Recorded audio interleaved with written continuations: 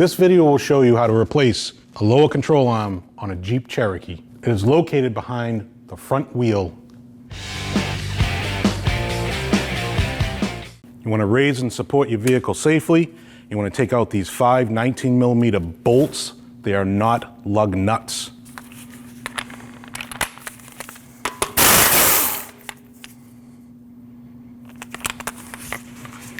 I'll put this back in by hand a little bit so the wheel doesn't fall off when you take that 5th one out.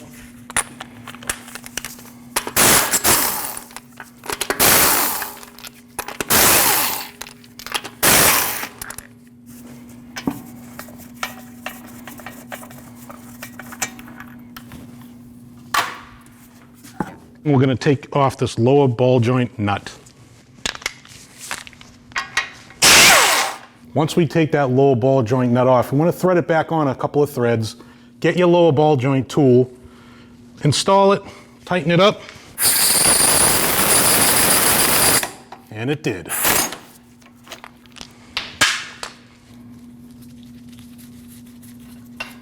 After taking off this lower ball joint nut, you want to pry down on this lower control arm. You can use a clamp like this with a pry bar, install it like so, and just push down. All right. You want to push down and pull that ball joint out and shut it off to the side. Just make sure you don't ruin your boot for your lower ball joint. The shield is held on by a bunch of 10mm bolts.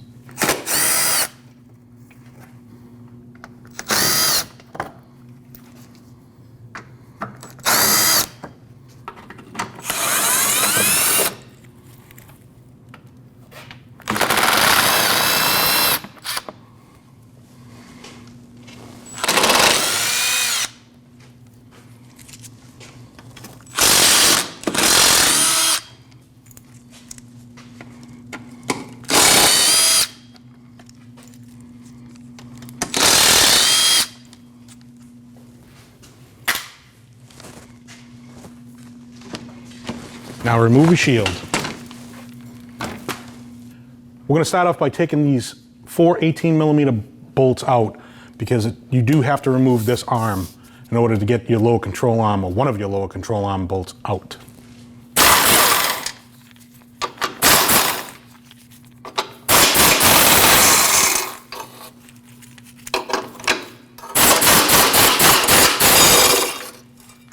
When you take this bracket off, just remember that you get 2 long bolts and 2 short bolts.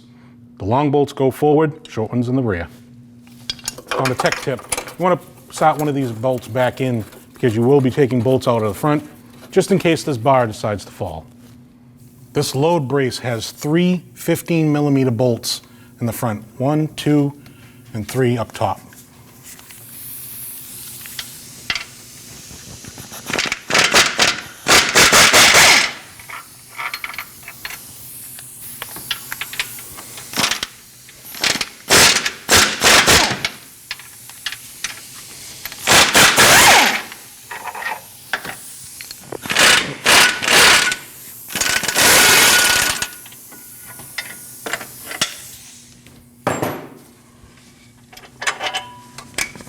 And 3. And you just take your 18mm bolt out from the back, and this bracket should come right down. When we're removing the lower control arm, you need to take off this E20 first.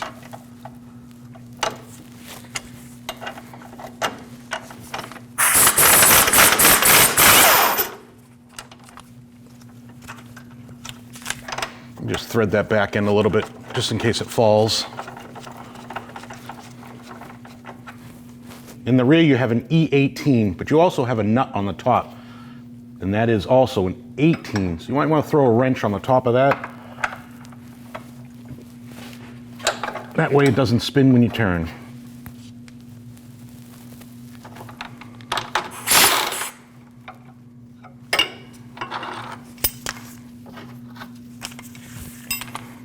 And there's your bolt and your nut. When you go back to the front, remove that bolt. Just hold the control arm so it doesn't fall out. And just give it a little wiggle. Might have to use a prying device just to get that out of that holder. Swing it out of the way and pull it out. And there you have it. You want to inspect all these parts. Most of them are aluminum. They could have cracks, but you also want to clean that surface. It's just going to help you to put the new one in easily. Same with the rear.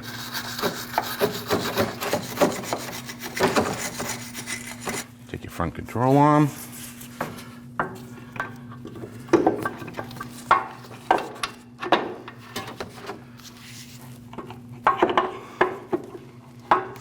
You can start putting the back in first and swing it around. You just have to pull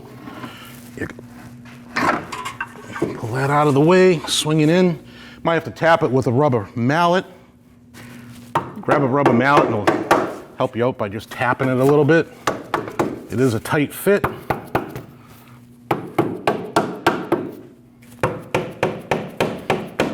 And once you tap that in with the rubber mallet, you line up your hole. Always start it by hand. And just snug it. And in the rear, you want to line that up. You bolt in the hole and just give it a little tap. And then once it goes up through the top, you can put your nut on.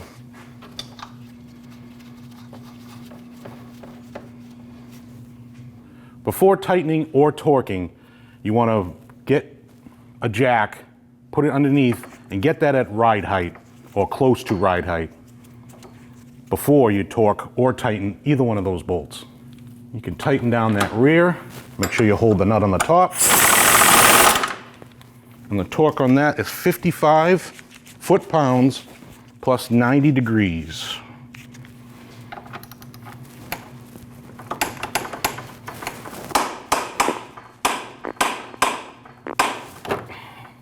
And you want to tighten that front one down.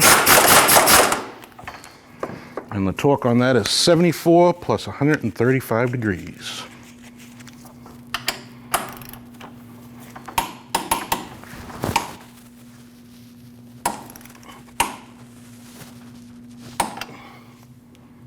Remove your support, pull it out of the way. Moving along to that front beam bracket, you want to make sure that this is nice and clean because it does attach to another bracket up top. So you want it nice, flat, and clean.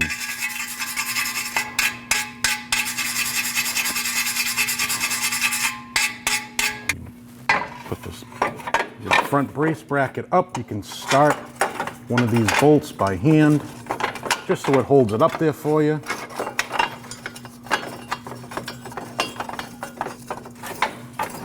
Now you can install the other three. Now you just want to get these finger tight because you also have to do the three in the front.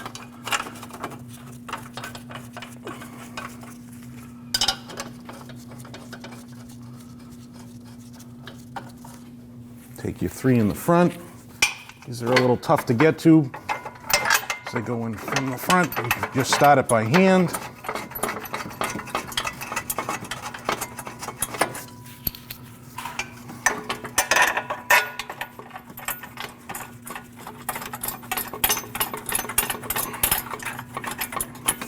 The two lowers now, the one up top.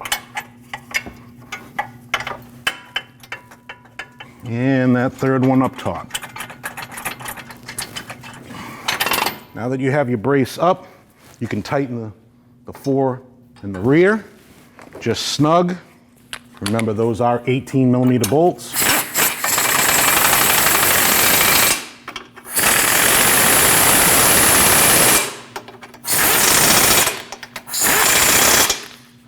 You want to torque these at 111 foot-pounds.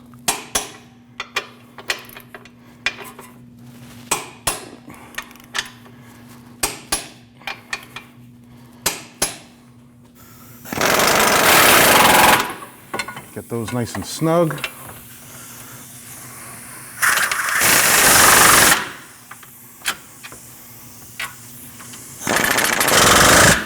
If you can get a torque wrench in there, these are 33 foot-pounds torque. After that axle gets put through the knuckle, you want to pry down on that lower control arm so you can slide that lower ball joint in.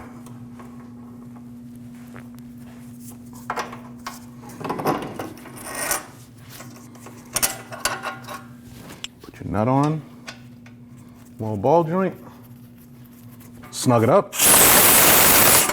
That gets torqued at 18 foot-pounds with a half turn.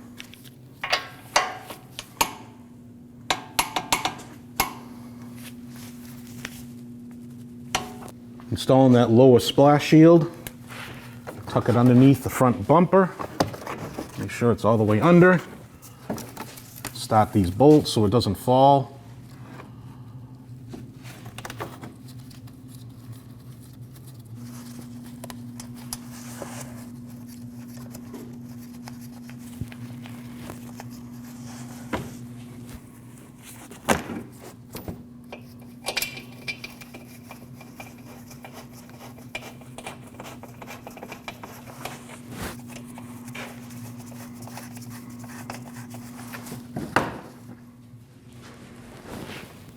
Once you get all those 10 millimeters back by hand, you just want to snug them.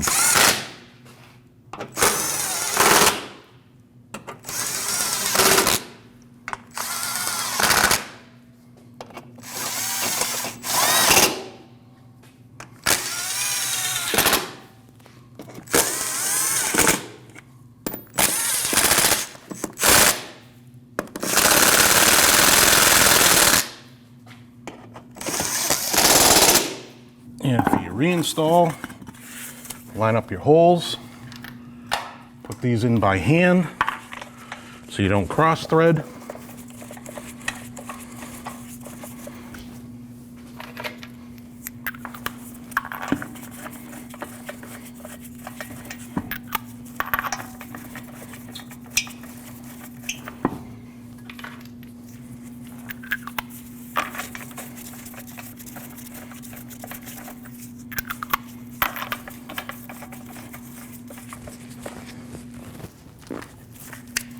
And give them a snug.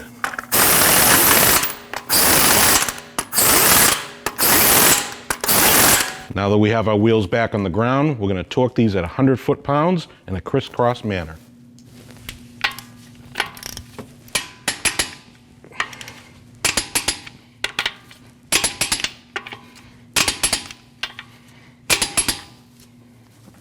Okay guys, you're almost done. You want to hop in that driver's seat, take it for a nice road test, make sure there's no funny noises, and then take it for a four-wheel alignment.